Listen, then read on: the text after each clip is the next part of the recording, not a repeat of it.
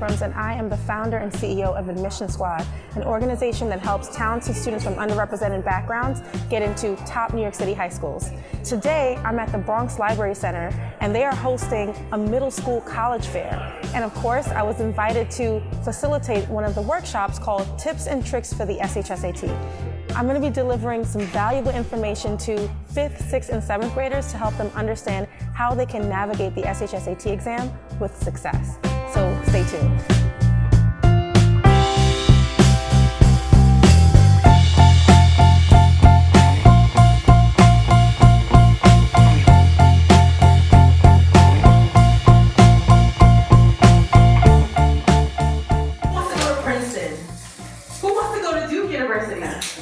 All right, that's where I went. Okay, who wants to go to Dartmouth or Columbia, right? So we got the Ivy League. Okay.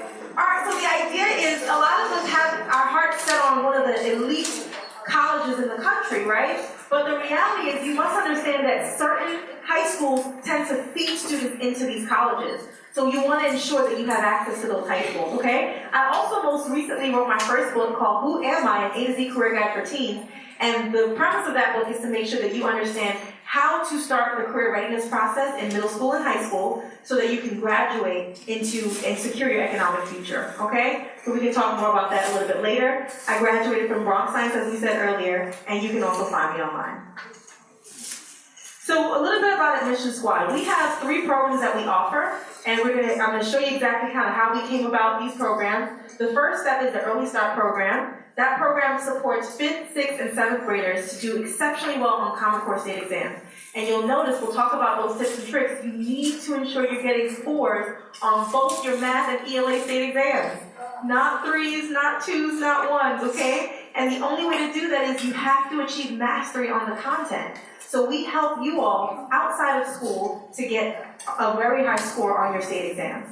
For the Who to Prep program, that's really at the end of your 7th grade year, and I think some of you in the audience, you guys are approaching the end of your 7th grade year. At that point, you need to start rigorous training towards the SHSAT, okay? And that's what our Who to Prep program will do. And finally, the question is, wow, like some of these schools don't even have a lot of Black and brown youth.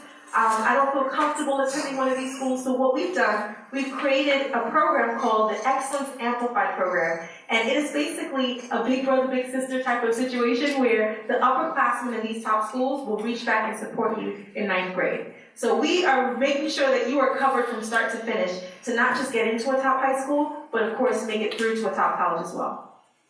Okay. So again, a little bit about my story. So I had one of those Caribbean parents who was intent on me doing exceptionally well in school. I would come home with a 98. She would ask me, where are the other 2 points? How many people have a mother like that? Yes. Okay, it was really annoying. Okay, and so excellence was the expectation. And so with that, there was such a focus on doing well in school, but she didn't really understand how to navigate the high school admissions process. So it took actually a colleague of mine in middle school, her father, who was focused and intent on a lot of us getting into specialized high schools. And because of that, and the extra prep that I had outside of school, I got into Bronx Science, all right? And that was my Mr. Reed. And so I want to be that Mr. Reed for you all, where I come into your lives at this critical stage and help you to perform exceptionally well. And I share with everyone that when I was in 7th grade, which some of you are, I took the 9th grade math Regents, and I got 100 on it. How many of you all have the opportunity to take the Regents in middle school? You take it in 7th grade or 8th grade? 8th grade, right? So I had a chance to do it in 7th grade.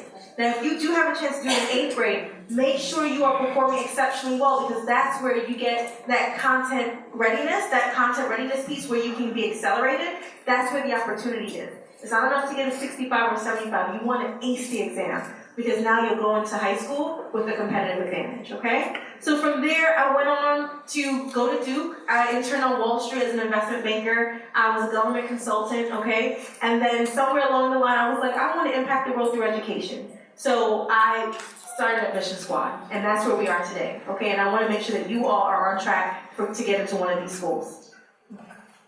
So cool. So we talked about what everyone wants to go to Harvard, Princeton, Yale, Duke, Dartmouth, right? Stanford. What are these folks looking for? They're looking for students who have a strong curriculum, strong transcript, and of course, strong test scores. And the reality is, we go to the next one, that top high schools will give you all of these opportunities and more. When you think of a top high school, as a company, we define it as a school that prioritizes rigor and college readiness, okay? It should have above average region scores, SAT scores, AP and AB course offerings, okay? College enrollment rates. You want to ensure that the folks that you're going to school with, they're not just getting into college, but they're going to top colleges. So these are the questions you want to ask. And of course, you know, the graduation rates are strong. They're not just going into high school, but they're graduating. Okay? So we believe that when you go to one of these rigorous high schools, you now are in a position to get into top colleges. You're likely going to be around peers who are challenging themselves at the highest level. Okay? You're better equipped for the college workload. I remember being at Duke University freshman year. I was not afraid at all for the rigorous workload that I was given, right? It was an easy transition, and it's because when I was at Bronx Science, I was challenged at the highest levels. I had both college classes and AP classes. I had free periods, and I knew how to manage my time, and that's something that you need to be able to experience at high school so that you are not afraid and wanting to transfer or leave college when you go there, okay? So that's really important for this process. So who are the top high schools? And I'm sure if you were outside of my table, you would have gotten this list. These are the top high schools in New York City, and you'll notice that all specialized high schools are on the list. And this is why it's so critical that you understand how to get into a specialized high school. And the only way to get in is to take the SHSAT. Okay? So these are the specialized high schools. It's not just Bronx Science, it's not just Tai Abrams, it's not just Brooklyn Tech. The reason why people know those three schools the most out of all of the schools is because they're the original big three. But more recently, we had additional schools added to the list. We have Stuyvesant, we have Queens Science at York College, we have Staten Island Tech, we have Bronx Science, we have the High School for American Studies at Lehman, which is right here in the Bronx, we have the High School of Math, Science, and Engineering at City College, we have Brooklyn Tech, Brooklyn Latin, and finally LaGuardia. LaGuardia is the only school on this list that you do not need to take the SHSAT for. The only way to get in is through an audition. So if you have a phenomenal talent, maybe you're an excellent actress, maybe you are a phenomenal artist, okay? Any one of those creative areas, you want to make sure that you target LaGuardia. Okay, so this is the other document that you definitely need, which I love that a lot of you in the audience have. This is the Specialized High School Handbook. Another version will be coming out in June. There are at least 2 practice tests in this book for you to get an idea of what's on the exam, okay? So it's important that you go through those 2 tests. They have the answers in the book, okay? And that's going to be the beginning of your test prep process, but you don't want to end there. You want to move forward with a full self-study plan or joining an actual program, okay? So why are they so important? We kind of went over this already. There's only 37 out of 400 phenomenal schools. Specialized high schools make the list, and we want to ensure that you all have access to those schools. We can keep going. We did this already, yep. So the SHSAT. Do you all know that there are 80,000 students that graduate from middle school every year? Did you know that? And out of those 80,000, 28,000 students take the exam. Now my belief is all 80,000 should take the test, and this is predominantly why I'm here. I think there's no reason why everyone in this audience and everyone who came to this middle school college fair today shouldn't have the opportunity to take the exam. Everyone should take it, okay? But as of right now, about 28,000 take the exam for only 5,000 seats. Do you guys understand how competitive that is? The city is looking for the 5 brightest students, and I know that we have some of them right here in this room. So the important piece is that you get prepared and then you take the exam. The test is extremely challenging, and of course it's trying to find the highest performing academically talented students in New York City. There are two sections. You have the ELA section and the math section, and it's scored out of a total of 800 points. And of course you have the handbook that's going to delineate exactly what is on the exam. There are no calculators on the exam.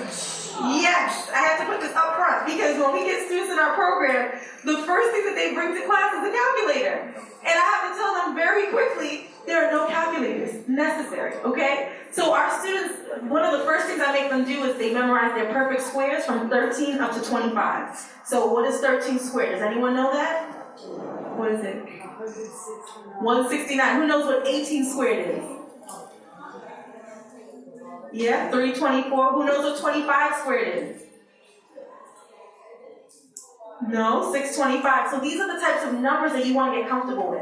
When we talk about challenging a student, we're not going to use the numbers from 1 through 12, right? We're going to use some of the more challenging numbers. So you want to look at your tables from 13 to 19, and you want to look at your perfect scores from 13 up to 25. That's just like